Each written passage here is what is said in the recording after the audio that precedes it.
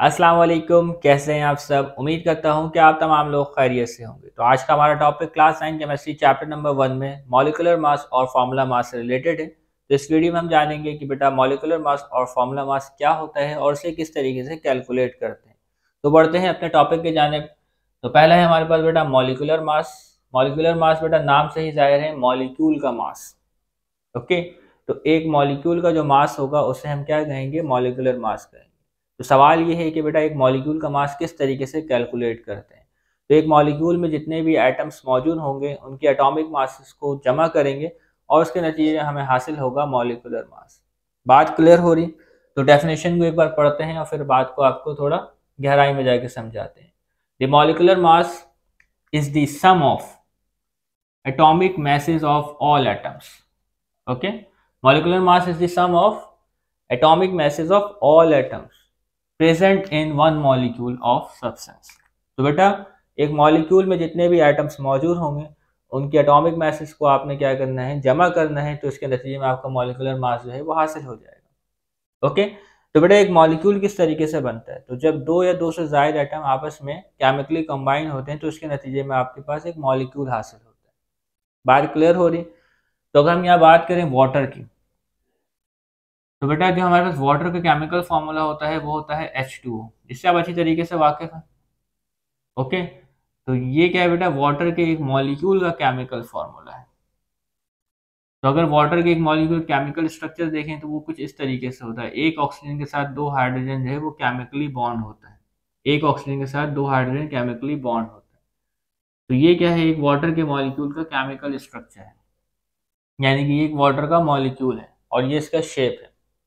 तो आपने क्या करना है, अगर आपने इसका मॉलिक्यूलर मास मालूम करना है या इसका मॉलिक्यूलर मास मालूम करना है, दोनों ही आपके पास सेम है। बस ये क्या है, केमिकल स्ट्रक्चर है और ये केमिकल फॉर्मूला है।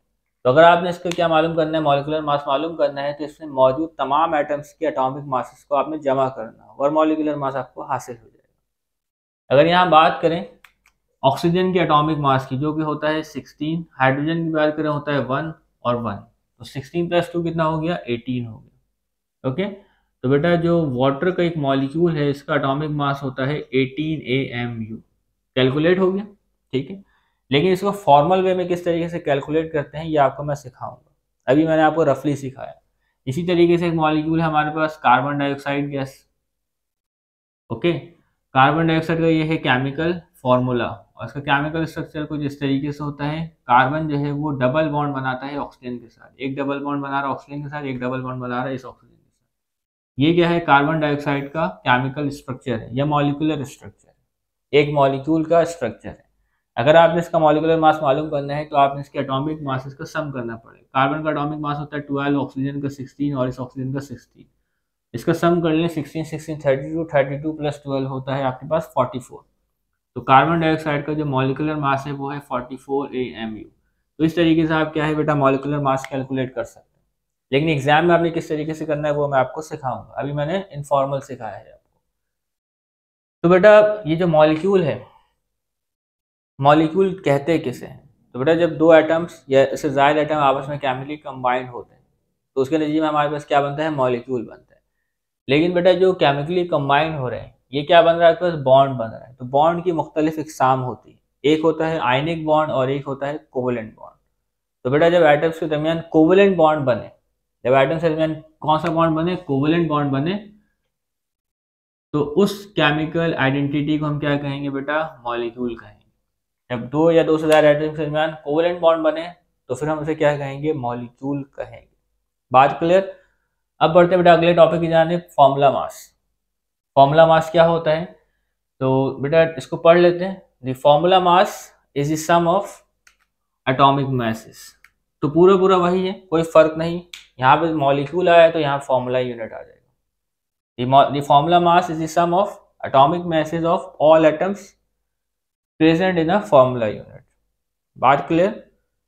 The formula mass is sum of atomic masses of all atoms in a formula unit. तो बेटा फॉर्मूला यूनिट में आपके पास जो एटॉमिक मैस होंगे उनका आपने सम करना होगा और आपको फॉर्मूला मैस जो है वो पता चल जाएगा। तो बेटा ये फॉर्मूला यूनिट क्या होता है इसे हमें देखना पड़ेगा।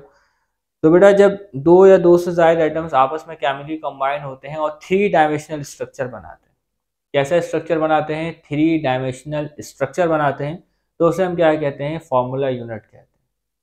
बात क्लियर हो रही? ओके, तो पहले पढ़ते हैं, फिर मैं आपको पिक्चर दिखाऊंगा, फिर आप उसे देख के समझिएगा। द आयनिक कंपाउंड, अच्छा बेटा, जो आपके पास फॉर्मूला मास जो कैलकुलेट करते हैं वो आयनिक कंपाउंड का करते हैं, और मॉलिक्यूलर मास किसका करते हैं, कोवेलेंट कंपाउंड का। मॉलिक्यूलर मास करते हैं बेटा किसका, कोवेलेंट कंपाउंड का।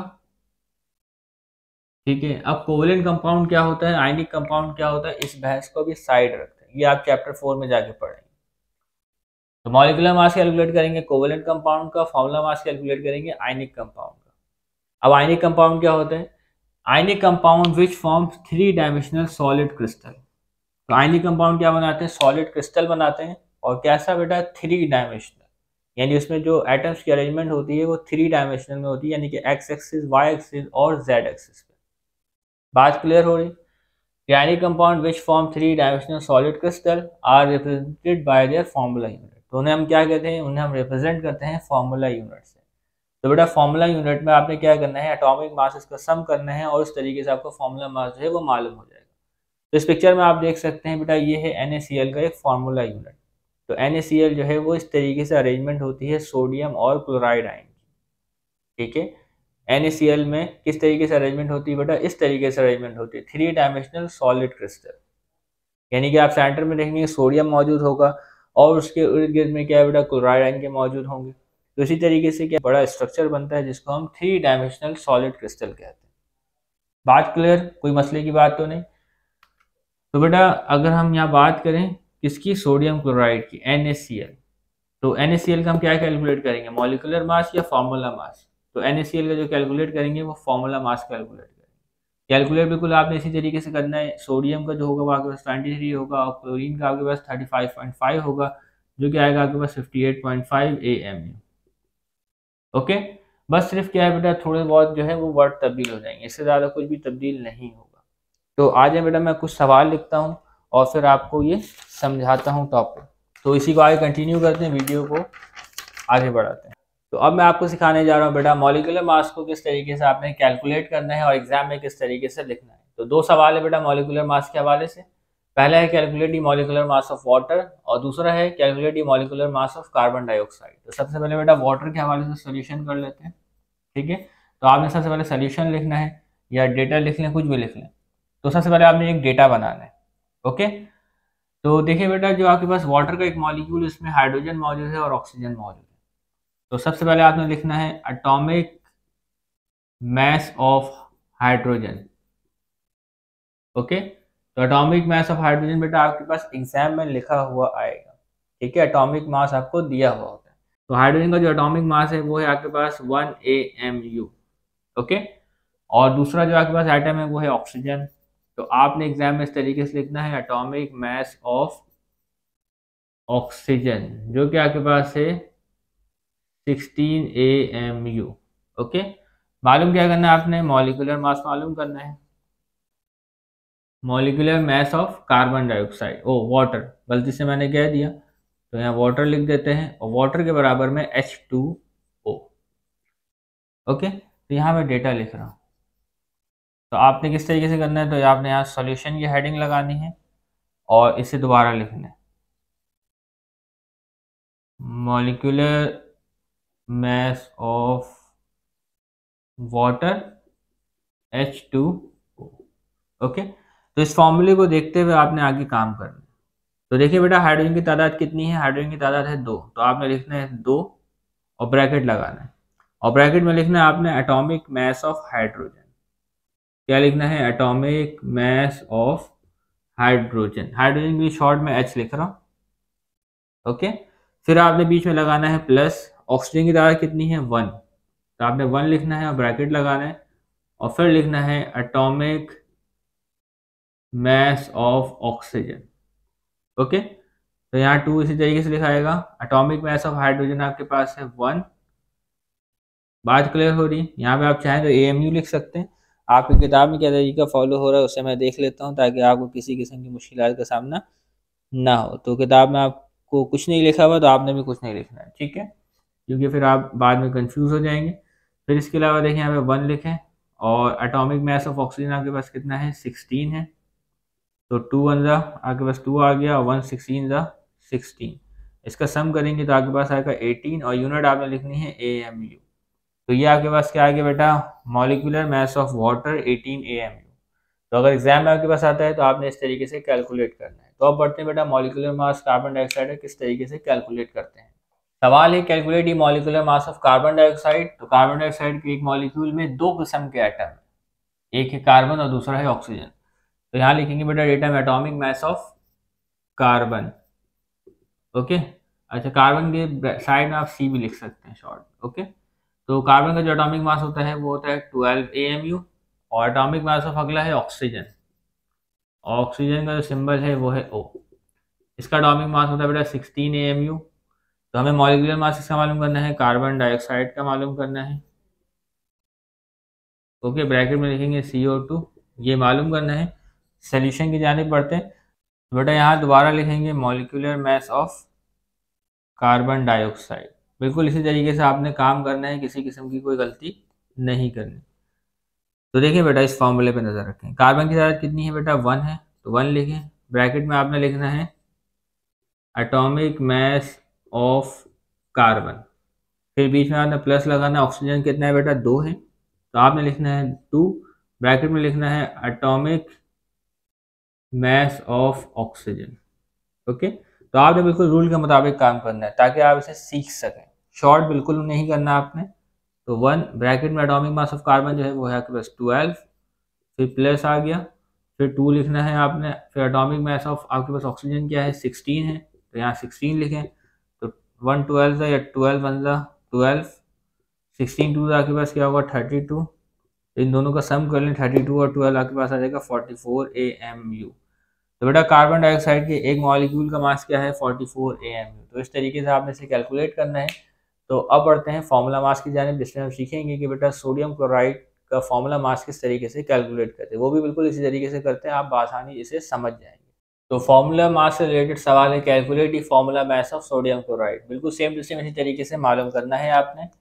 तो डेटा बना लें। तो इसमें देखिए बेटा दो किस्म के आइटम है, सोडियम और क्लोरीन। तो यहाँ आपने लिखना है एटॉमिक मास ऑफ सोडियम जो कि है बेटा 23 AMU। अब Cl की बात करें तो एटॉमिक मास ऑफ Cl जो कि है 35.5 AMU। मालूम क्या करना है आपने फॉर्मूला मास। तो फॉर्मूला मास कहेगा तो आपने यहाँ पे फॉर्मूला मास लिखना है किसका, ऑफ NaCl। ओके, सोल्यूशन की जानिब बढ़े तो यहाँ लिखें formula mass of NaCl। Okay, इसको देखते हुए आपने एक फॉर्मूला क्रिएट कर लेना है। इसकी तादाद 1 है सोडियम की, तो लिखें 1, ब्रैकेट में लिखें एटॉमिक मास ऑफ Na यानी सोडियम, फिर बीच में प्लस लगाएं, फिर लिखें 1 Cl। ठीक है, Cl एक है तो यहाँ 1 लिखा हमने, फिर इसमें आपने लिखना है एटॉमिक मास ऑफ Cl।